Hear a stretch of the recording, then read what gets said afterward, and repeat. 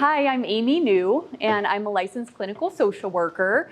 And I'm always excited when Ted asks me to come and talk to the group. I work primarily as a therapist with older adults, family caregivers, people struggling with chronic illness, grief, loss. That's more my area. We have a lot of therapists, though, that specialize in children. So we really go from, the play therapy all the way up through the lifespan. And our information is here. I have it on our handouts as well. Does everybody have a handout on their clipboard? I want to be sure we're all set. Great. So we can get started. So I thought I'd start with our agenda for the day so you know a little bit about what to expect. I don't like lecturing to people. I'd rather have people think through the information for themselves and then apply it. So that's why I have quite a large handout, and we'll go over it together today. But we're going to start off, and I will talk about the human experience of loneliness. So what does that do in our bodies? I think a lot of times we think of loneliness as just a feeling or a mental state, but it's a very physical state as well. So we're going to go through what that looks like. We'll explore the impacts and the comorbidities. And then we're going to focus on our handout and really creating a toolkit for yourself to reflect on and take home. You can share with others any of the exercises too. And then I want to also review some resources in the area and options to help you feel connected. I want to start too by defining social isolation and loneliness. So when we're talking about isolation, we're really talking about that physical state of being alone. So you have difficulty getting out, you don't have a lot of people around you. That's isolation. Loneliness, on the other hand, is that subjective lack of meaningful relationships in your life. So that's really that idea that we can be in a crowded room and still feel lonely. We feel like we can't quite connect with people and we feel separate. And that's what we're going to be talking about today versus the physical isolation. In 2017, and still up to this day, there really is considered to be a loneliness epidemic among the world's older adults. And I'm so glad you're all here because this is a great first step in staying active and combating loneliness. So looking at some risk factors for loneliness, and this is just things to look out for either in yourself or if you have a loved one who's also aging. These things don't mean that a person feels lonely, but these make the situation kind of ripe for feeling lonely. So living alone, being in a rural area, just less access to things right around you. Things are spread farther apart. Poor functional status. So that means there's been a change in anything from mobility to coping with pain or a chronic illness where it's just harder to get out and it's harder to feel like you're independent. Widowhood is another risk factor. Grief and losses, financial stressors, and feeling misunderstood. So those are just some risk factors to keep in the back of your mind. Looking at the dangers of loneliness. So major physical, mental health, cognitive health outcomes are linked to loneliness. The strongest mental health outcome include things like depression, anxiety, increased risks for suicidal ideation, and in older adults that is quite an issue, actually. Poor sleep quality. Loneliness affects our sleep and our appetite, things that really can take a toll then physically on us. We're not thinking as clearly, we aren't as energetic, and that can just contribute to that spiral of loneliness. We also see cognitive decline at a faster rate. So when we're not stimulated, when we aren't having conversations with people and using those social skills, it can feed into some cognitive decline and dementia. The strongest physical health outcomes are cardiovascular in nature. So heart disease, poor social connection shows an increased risk of developing heart disease by 29% and a risk of stroke by 32%. So next I want to talk about why, how. This is something when I was first learning about this and looking at the data and the literature, I thought, well, how is this linked? This sounds a little extreme. But when I explored it, experts believe it's best explained by our evolutionary history. So essentially what happens is loneliness, that feeling of loneliness, is kind of like a stress cue for us as humans in our biology. So it's similar to when we feel hungry, we need to go find food. When we're thirsty, we need to go find water. When we're lonely, we need to go find a social group, is the idea behind this. And this is because, historically we needed small groups to survive in our human history. Smaller tribes were the norm, and that gave us the survival advantage. So when we have this feeling of loneliness, it is to push us out to seek support, seek safety. Physiologically, it registers as a stress state. So our body, our brain releases stress hormones, which in the short term would be beneficial for survival when we think about it. If we are looking to, get out of danger, we want some cortisol going through our veins. We want some epinephrine. We want to be able to run. The issue with this is in the long term, if those chemicals are released over and over, that takes a toll on our cardiovascular system. It explains why we're not so hungry, because if we're in a stress state, we need to, not be weighed down by a bunch of stuff. We need to get away. If we, have a lot in our stomach, there are a lot of gastrointestinal issues that also go along with loneliness and anxiety.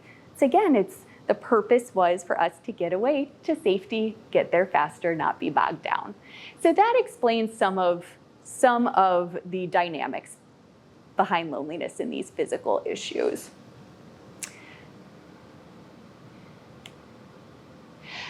Loneliness and shame can often go hand in hand as well.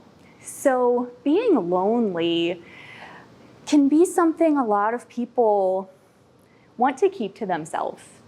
It can be something that turns into a feeling of being unlovable or unworthy.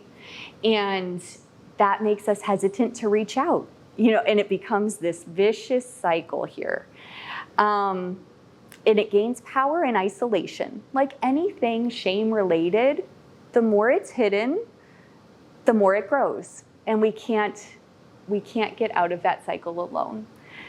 And it really creates this paradox. We need connection to reduce these feelings of shame, but we're ashamed that we don't have connections that feel secure enough to help us and support us, and we can feel stuck.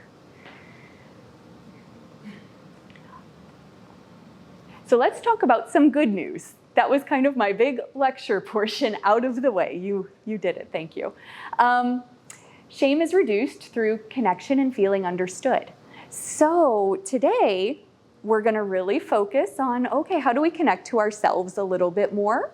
How do we connect to others? Starting your handout, so it's the one that starts off bridging the loneliness and isolation gap. And we're gonna do the starting your toolkit page. So I like to begin with a reminder about loneliness itself and really normalize that.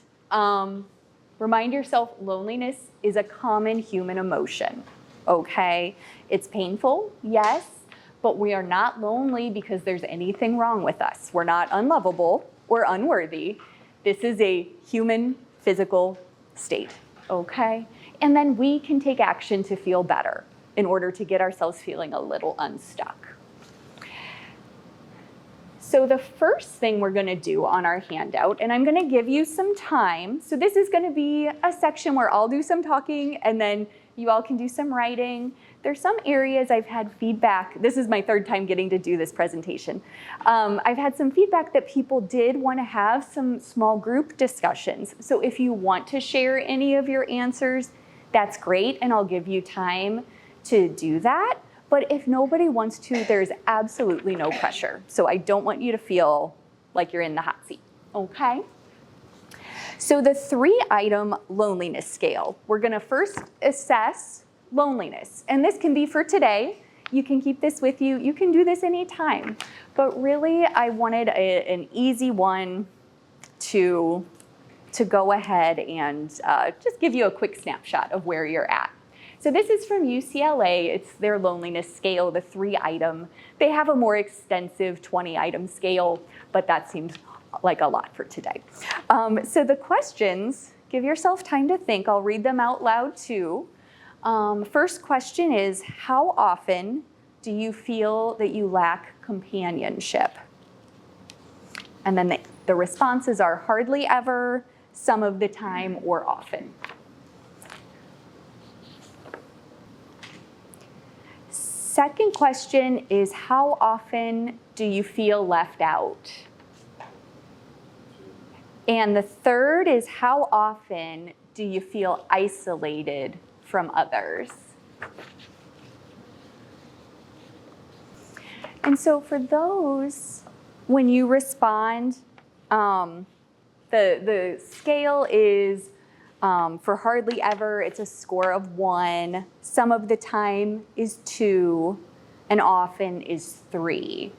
So just add the score together, and the higher the score, the more lonely you may feel, and lower the score, you're probably feeling fairly good about your relationships right now.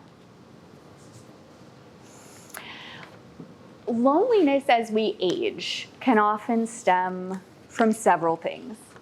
The first is our social supports can become more limited for various reasons. This can be because our loved ones are aging, moving away, getting sick, death. All of those things can reduce our sense of social connection. Our social skills can also become a little bit more limited. For so many years, we did what we could for as long as it served us. And once we get more time alone, we need to figure out what we think again. Where do I fit? And when we're not using our social skills as often, we get rusty. That's all. So try not to get down on yourself if you feel like you could use a tune-up on some of those. We also have more limited access to social interactions. This can be for a variety of reasons as well. Everybody's unique and different. So it could be that maybe we can no longer drive. Maybe our friends are moving away. Any number of things. And then the last one is unhelpful thoughts about social situations. If there's somebody who is going through a lot of physical issues, for instance, I have a lot of clients who are coping with pain, coping with energy, and how long can I be in a situation? Do I want to put myself out there for 2 hours when I might be in a lot of pain? And that just sounds bad. I'm gonna stay home. That'd be easier. And that's an unhelpful thought. It can be more looking and realizing, okay, well, maybe I don't want to do 2 hours, or I can't do 2 hours, but I could look and see if I could go and stay as long as I felt comfortable, and then give myself an out. And maybe it was 30 minutes, but that's better than nothing and staying at home. So it's looking at what are my options here, and how can I use these a little bit better.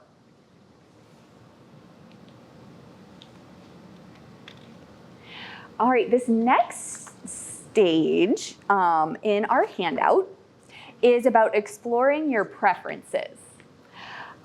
Everybody's gonna have different answers, again, because we're all unique and different. Do we tend to lean more towards introversion or extroversion? And those, in essence, are terms for how do we get energy, and how do we feel depleted? So introverts, it's not that they don't like people. I'm an introvert myself. I love people dearly. It means it takes energy and I need time to myself to recharge. Same with extroverts. It doesn't mean that they can't be by themselves. It just means they gain energy when they're around people and having conversations and doing different things. There's not a better or a worse situation in terms of your preference. So we're going to look at, on page 2, exploring your preferences. Now this is a value activity. And I really like this because it can give us some different language and think a little bit deeper about, okay, what is important to me? What can drive me to want to connect to something? So there's a whole list here. So we're going to start off, read the list, and circle the 10 most important values to you from this list. So I'm going to give you a few minutes to go through, circle 10 that are most important to you. All right. And then looking at those, from those 10 that you circled, what 5 have guided you most throughout your life? So we're really looking to narrow it down and clarify. What are your 5 most important? I'll give you a little bit of time again. All right, how is this activity for everybody? What came up for you?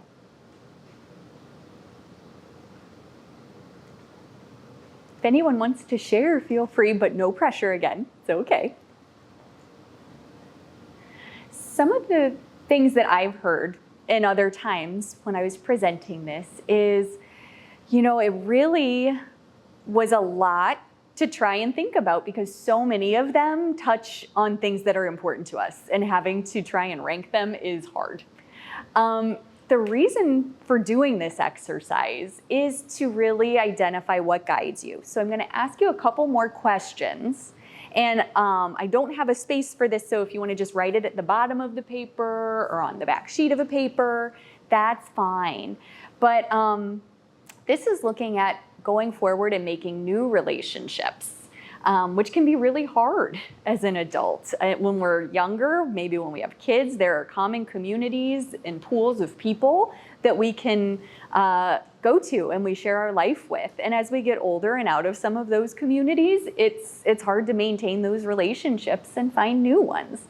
So as you're looking at your values and what really matters to you, how can we look and say, well, what is it that I enjoy and I don't want to compromise when I'm looking at making a new relationship? Where am I at in life? And then even getting more specific, what locations are accessible to me? What is close by? What can I get to if I want to start to try and reach out and meet some new people? What hobbies do I have or did I used to have that maybe I could just dust off again and see if I still like it, or modify and make it something that maybe I can't do as fully as I once did. Maybe I can't play tennis anymore, but I could play ping pong, and that could be kind of fun. And yes, they're different, but I'm different too.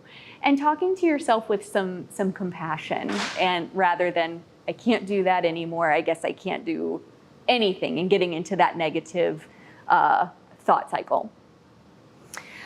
What gives you a sense of purpose in life at this stage? And how has that changed from when you were younger or in different stages of your life? That's another good thing to consider and reflect on as we're looking at combating loneliness. What does a good relationship mean to us now? So again, we don't have to discuss unless anybody wants to. Any comments? Yeah. I just had some challenges in looking at this list as an older adult. Okay. A lot of it has to do with something I would have checked automatically many years ago. Okay. At this time, it's some of it's even irrelevant. Okay. No longer, I'm retired. Yeah. Career and job and all that. Mm-hmm. So I didn't understand that we're supposed to do this as a lifetime Yep. and then choose. And then kind of the ones that are relevant to you now, or that you've seen throughout your life that you feel like, okay, maybe I could carry that over into my life at this stage now. Yeah. Any other questions or comments? That was a good one. Thank you. Oh, I wanted to turn off on us. There we go. All right, here we go. On the next page of our handout, we're going to be talking about caring for yourself. I really love this model of thinking about our entire self as a human being. We each have different parts of our life that we need to pay attention to and foster. So our social needs, yes, are critical to isolation and combating loneliness, but there are other needs that can be met too. So we're going to create our own wheel of self-care. So I have it, we're on the second, or the page here, we've got the wheel, and then I just take it bit by bit, and you have some things to write in about how you want to care for yourself. So I'll give you some time now, and if people would rather talk, just let me know. We can think about this. So the first, kind of as we go through too, social, professional, and by professional, I want to clarify, this is different as we age and retire, which I'm so glad you brought up that point too. We are in a different stage in life. Professional can be anything from unpaid volunteer work, but you're still it can feed into that professional sense of self. Do we help our neighbors with yard work? Do we help people do their tax returns? Do we help a loved one by caregiving? That can be seen in that professional realm. Or it can be any other way you interpret it for yourself too. Spiritual, that doesn't mean just going to a service. It can, but it can also be part of daily life. Maybe people nurture their spiritual self in nature. Maybe people nurture their spiritual self through others. It can be all different kinds of things. They don't all just fit in an easy box. Emotional is how do we kind of regulate our emotional self? When we're angry, does that linger, and how long? Can we self-soothe? If we're sad, how do we work through that and feel like we can, again, regulate our emotional state so we can function better? And then physical is anything related to our physical body. So I'll give you some time. Go ahead, go on through, and then any questions before people start? Okay. How was that exercise to go through? Is that all? It what? It's solid, but it's the things we've been working on. Yeah. Good. Can be good to just kind of get it out on paper. Yeah. Anyone else? What was it like? I mean, it's good to just take an inventory of what you really are doing. Yeah. Could be doing. Mm-hmm. Yeah. I think a lot of times people realize, oh, I'm doing more than I thought I was. And let me go with that. That's a good thing. We can be awfully hard on ourselves sometimes and feel like we're not doing enough. It's good to think of new ways to try some things. Anything else? Okay. This next slide, when I first saw this graphic, it struck me. And I thought, well, that really can sum up how we feel when we're trying new things. So much of our life, we kind of can stay in a comfort zone. Our daily routine, our daily grind, the things that we need to get done, it's comfortable. when we try and incorporate new things, it's just important to be mindful of the impact it's having on you. You know, if we try too much all at once, we can go into this panic zone and think, oh gosh, why am I doing this? This was a terrible idea. And we go back into our comfort zone. And a lot of times we can yo-yo from comfort zone to panic zone to comfort zone to panic zone. So I really like this idea of this stretch zone. It's this idea of trying something new. You don't have to overhaul your life. You don't have to put too much on yourself. It can be one new habit at a time and just stretch into it. And I think that could really promote a lot of growth and lasting change more than those activities we might do that are more than we can expect from ourselves at one time. While we are trying new things though, it's helpful to recognize how to soothe ourselves and how to work through if we do get in that panic zone. And we do want to go back and kind of shrink back into our daily typical habits. So some guidance between the zones. The first thing is HALT, and that stands for, am I hungry? Am I angry? Am I lonely? Am I tired? So look at those things. If we're any of those things, we're not going to be our best self. So it can be as easy as I'm feeling overwhelmed. I'm tired. I can rest. I tried something. I'm gonna rest and see how I feel later. And gently talk yourself through. Self-soothing can be any kind of behaviors that help you feel secure when you're experiencing a difficult emotion. One that a lot of therapists talk about is reframing. So that's something based in a therapeutic model, and it's looking at recognizing your thought, your negative thought that is kind of keeping you feeling either stuck or sad or angry and that you just can't quite feel like you can get out of. When we reframe it for ourselves, so we'll just give an example. Say you do go and you're meeting a new group of people and you have a conversation, and then at the end of the day you go back home and you're reflecting and you're just beating yourself up thinking, why did I say that? Like they must think I'm XYZ. They must think I'm stupid. They must think I'm whatever. Plug in the negative term that you're telling yourself.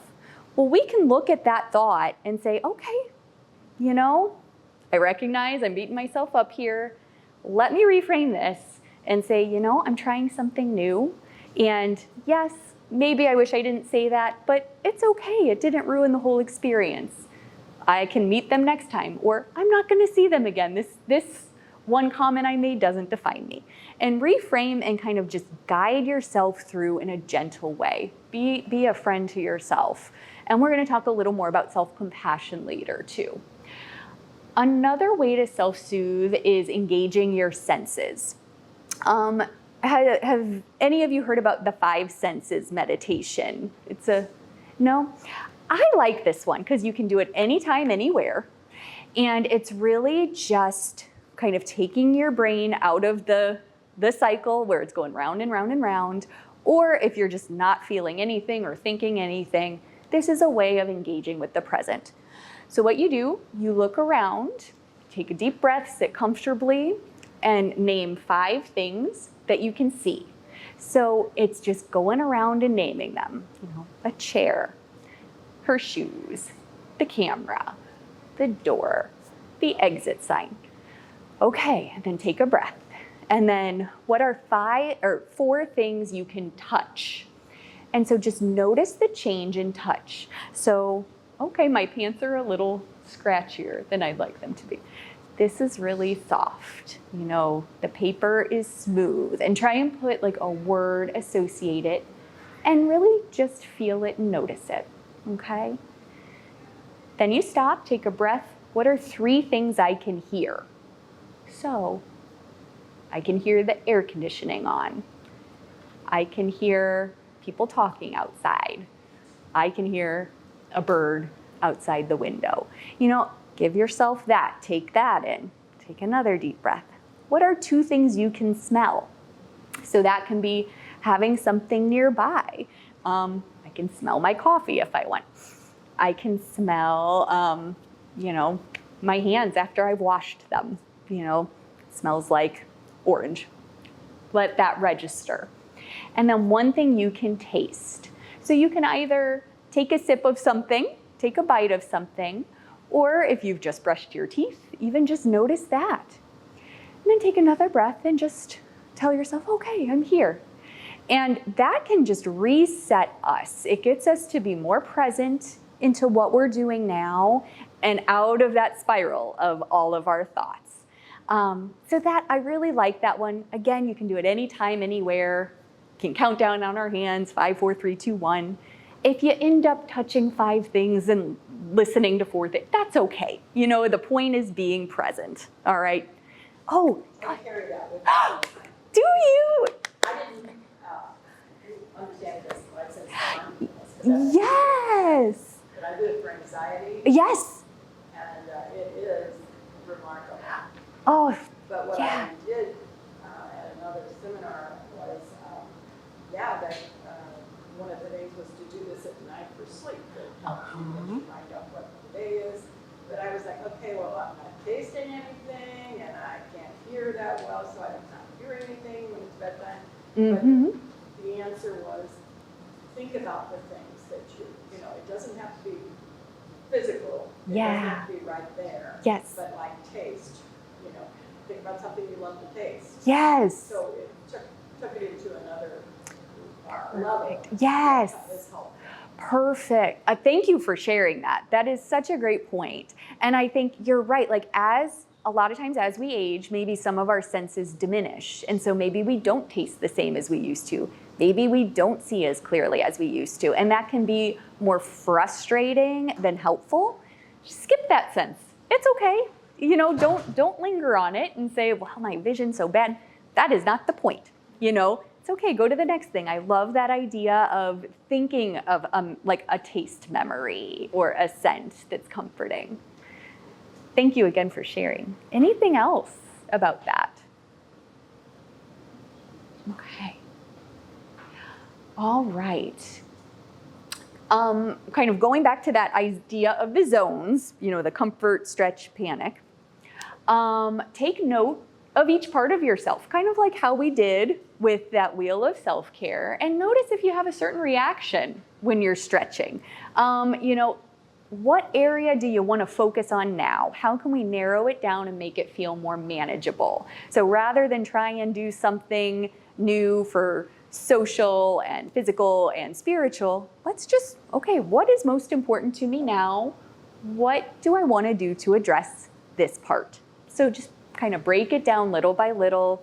Remember, it doesn't have to happen overnight. All right, this next part is on mindfulness. Essentially, I know we can hear this word thrown around a lot. Mindfulness is essentially paying full attention and being present to what's happening in the moment, rather than looking ahead to the future and worrying about it, or looking in the past and regretting. It can bring us to, okay, well, what is here for me right now? And there are a lot of positive outcomes to practicing mindfulness. So strategies daily include enhanced well-being, improved mental focus, reduction of stress and anxiety. There are also some promising effects on pain, physical pain, and mindfulness, and how we can use that to address chronic pain management. So some strategies, kind of like we had done before, engaging senses is a really good one. Practicing gratitude. I think that's another helpful tool to put in our toolbox. Has anybody heard much about that, or how do you practice gratitude in your life? I'd love it. I'd love to hear. Yes. Keeping something by your bedside that you can write down before you go to sleep of what you're grateful during the day, that day for. Mm-hmm. They're going to feel like, oh, I didn't realize that, but that was something Yes. that affected my day in a positive way or whatever. Yes. Thank you. Like those things that happen each day, they can be, if the day was one where it seemed like nothing good happened, you you can reach back into the week. You can reach back into, the roof over your head. You can find something that you believe and are grateful for. Okay? I think it is great to have it as a daily practice. So a lot of people will say either first thing in the morning or right before bed. They like to reflect on that and help them center their day. Meditation and prayer, everybody has their different faith beliefs, and I think it's great if that's part of your life that you want to integrate. That is, all cultures really throughout history have so many benefits from meditation and a prayer life. Deep breathing is another great strategy, and there's so many ways to do it. It's finding the one that works for you. My favorite, and I'll show you and we can kind of do it together. One of my favorites is putting, microphone, one hand on our chest and another on your stomach. It doesn't matter which one is where, but do a little bit of light pressure, and you're gonna breathe in deeply. And it can be however long feels like a deep breath to you. You can count if you want. I like to breathe in for 4, hold for 2, and then out for 6. So we're gonna breathe out a little bit longer than we breathe in, and that is gonna naturally reduce our blood pressure a bit, and it can get us feeling calmer. All right, so we can take a minute and take a breath. 1, 2, 3, 4, hold, 2, out, 1, 2, 3, 4, 5, 6. And just kind of do that as long as you need to or want. That's one easy strategy too. Another strategy is box breathing, and that's breathing in, holding, breathing out. Yeah. There is tracing your hand in breathing, and that adds kind of that sensory component. So you can breathe in while you're tracing up, hold at the tip, breathe out while you're going down. Breathe in, hold, out. So there are all these different ways, and it's really, there's not a right one. The one that is best for you is the right one for you. So those are some different ideas just to build up your toolbox there of self-soothing. Anything else though that people think has been helpful for them for mindfulness? Okay, great. There also, I want to add, there's so many different meditations as well, like guided meditations out there. Even just going to YouTube is a great free resource. There are apps out there. Calm is one app, Headspace is another. And meditating can be a tricky thing for a lot of people because they feel like they're doing it wrong, and then our mind wants to go elsewhere. So if you want a guided resource, those are great too.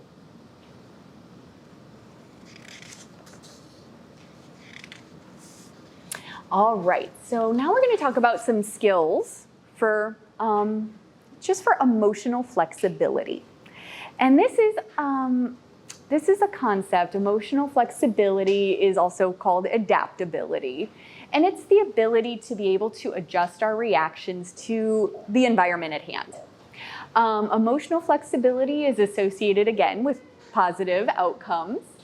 And this is where people with higher levels of emotional flexibility can cope better with changing situations, admit mistakes and be able to move on from them without feeling stuck in them, are open to others' ideas, are interested in learning new things, and anticipate and manage change in life.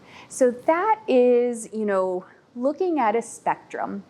I think on one end, there can be tendencies to rigidity and wanting to have things pretty much the same.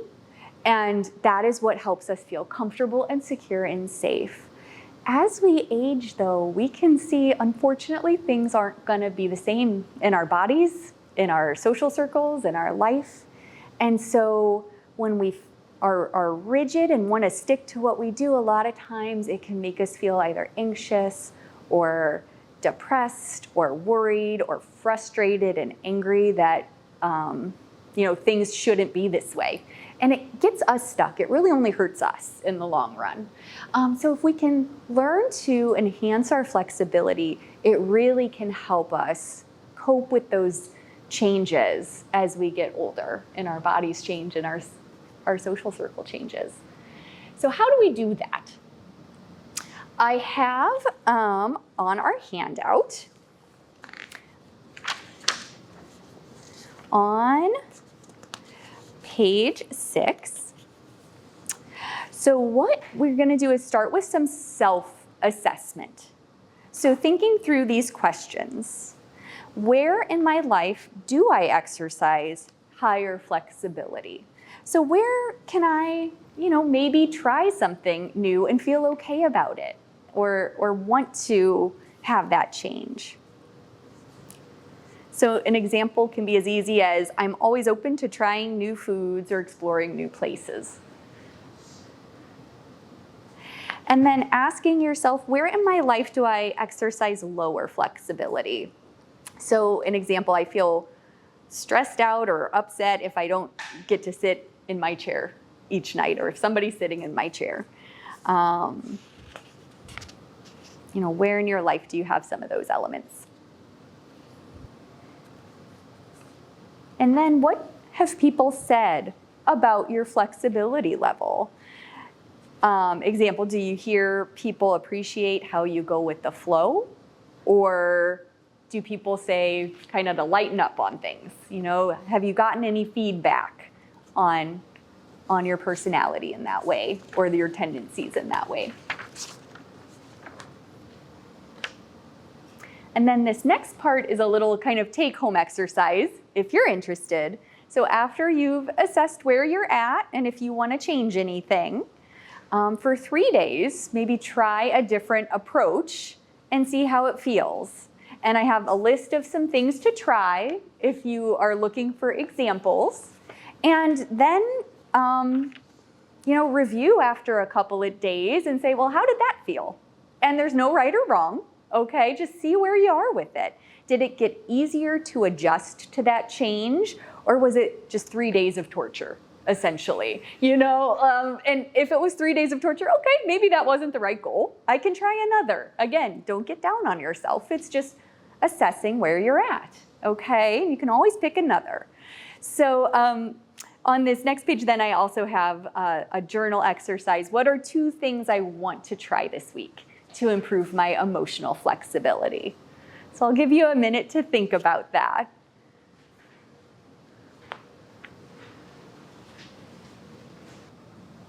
All right, this is the last kind of skill I have for us, is talking about self-compassion.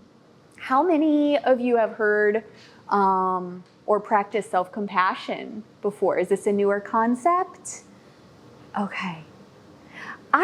I really like this one. It's essentially just treating yourself the way you treat a friend or somebody you care about, turning that compassion inward. And there are 3 components to it: mindfulness, which we've touched on, common humanity, and self-kindness. So I have an activity for this as well. On your sheet, it's treating yourself like a friend. So I will read these out, and then you can kind of fill them in as you go. So I want you to kind of take a breath, bring to mind a situation where a friend is struggling in some way. How would you respond to your friend in this situation? Write down what you typically do, what you say, and note the tone in which you would typically talk to that friend.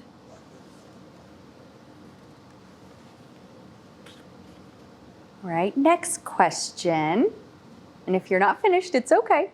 I'll give you time to finish up if we need. All right, now think about times when you felt bad about yourself or are struggling. How do you typically respond to yourself in these situations? Write down what you typically do, what you would say, and note the tone in which you talk to yourself. And then last question is, did you notice a difference? And if so, ask yourself why. What factors or fears come into play that lead you to treat yourself and others so differently?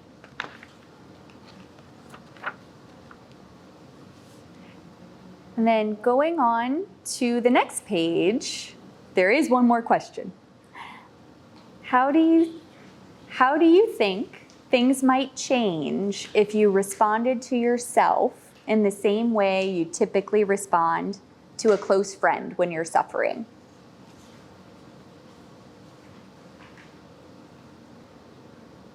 How many of you notice a difference in how you talk to yourself versus someone you care about? I know I do. Still working on it. I think a lot of times what a lot of people say is they tend to treat their friends a lot nicer than we talk to ourselves. Is that the same for you all, would you say? Yeah. Yeah. I think this is a really nice exercise. This is by Kristen Neff. She is a psychologist who has a website where she really focuses a lot on self-compassion and different exercises. I really enjoy her work, so if anybody is interested. And then finally, I want to close kind of this section with another exercise, just a very brief meditation on self-compassion. So we're going to think of a situation in your life that is difficult and causing you stress. Call the situation to mind and notice any stress or emotional discomfort in your body. Just kind of take a breath. And we're going to use mindfulness, common humanity, and self-kindness, these three components. So say the following to yourself. This is a moment of suffering. Suffering is part of life. May I be kind to myself. And that's it. Just walking yourself through it gently. Okay? I'm a big fan of simple. I think that can really be a helpful thing. Any questions, comments on the self-compassion piece? Okay. It's a mental thing. You have to fight through the mental part. And you Yeah. have to fight hard. Yes. Otherwise, the depression or whatever you're going through is going to take over. It does. And it has a way of getting in so sneakily for a lot of us too. Yeah. Yeah. So the illnesses that I've had to fight Yeah. mentally to recover. Yeah. It takes a lot of work. Thank you for sharing. It's a lot of work. And it's consistent. Yeah, and physically. Absolutely. Yeah. I hope, some of the tools I put here, I don't put anything down I wouldn't use myself or tell my clients to use who've struggled with depression, anxiety, grief, loss, trauma, all of those things. Because I want it to be practical. I want it to be doable, and I want it to have some research that it's worked. So I hope I hope little by little, maybe some of these things you can practice too. Yeah. I Yeah. appreciate, a lot of this stuff I've come to learn over the past couple of years. Yeah. And, it applies throughout your entire life. Yeah. And, I have two small kids, and, raising them and being a parent and, a lot of things. And I've learned, and my wife, and now I'm supporting my parents too Yeah. as well. And it's just, it applies in every phase of your life. And it's a lot of things that Yeah. I never heard about when I was growing up, so it makes so much sense. And a lot of it is just, it's skills, right? Yes. And you can build skills in all these areas that maybe, not good at it, understanding my own emotions or identifying my own emotions, but the Yeah. more you kind of do it and work through it, and the skill evolves. That's a lot of the stuff that I've learned Yeah. over time. Yes. it's just, it's very, it's very valuable. Oh, thank you for sharing. I think that brings up such a good point. None of us had these things growing up. Our parents, and things I think are shifting. I know I have 2 kids and they have social emotional learning at school and different programs where they're getting some of this. But a lot of us were raised, it was, do what the generation before you did. And that was good enough and we all survived and keep at it, right? We didn't get a chance to learn these tools. And now that they're out here, it's like, okay, they do apply to all stages of our life. But as we change throughout our life in all these different ways, how do we tune them up so they fit our life? Where we're not trying to cope like we did when we were 20 or 30 or 40 or 50. We need to find ways that feel good now. And that's okay. And I think if we can normalize it too, that these are common human experiences and they're hard. And the more we can talk about them and get some feedback and get some skills, I hope the better off people are going to be able to feel throughout their life. So yeah, thank you all for sharing. Anything else before we go over some of the resources? Oh, my laptop. There we go. All right. I went ahead and these are on your handout as well, just for different learning opportunities, ways to be engaged. I am a big fan of finding those things too. This is certainly not an exhaustive list because then it would be a 20 million page handout. But these are some common ones that are local. So Senior Learning Institute, of course, where we're here, I think they put on some amazing programs. I know I've gotten to go and learn from doctors and lawyers and physical therapists and, a pharmacist, all these things. Oasis is another great resource. They have all kinds of things for older adults.